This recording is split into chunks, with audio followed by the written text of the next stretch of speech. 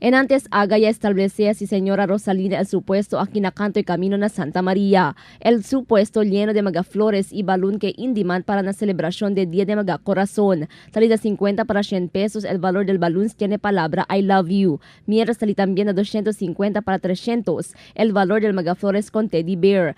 Arreglaw ya mayoría del mga flores adentro de mga plastic.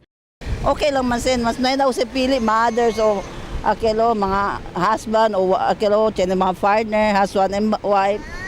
Tiene también vende flores valor de 100 pesos que puede hacer regalo na un especial persona. Según con señora Rosalina, mayoría ta compra con él mga estudyante quien quiere darle regalo na dila special someone y mga mayores.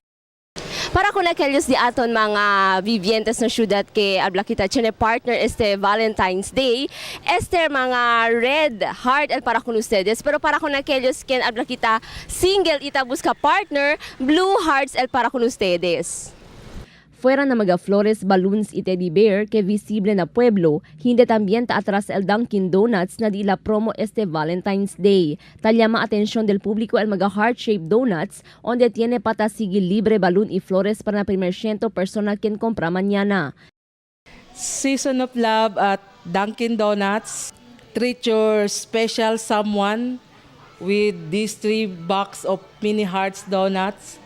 Avail this Dunkin' Donuts nearest you. This is for 45 peso only. 9 mini hearts, 135. Very affordable. You can give your children, loved ones. Diferente manera ta hace mga vivientes na celebrasyon del Día de Mga Corazón, pero pirmi debe acorda que el Valentine's Day hindi lang para na mga quien tiene partners, sino para con todo quien sabe ama y apresya hindi lang na pecha 14, sino na kada dia. Crystal Almonia, Dateline Zamboanga.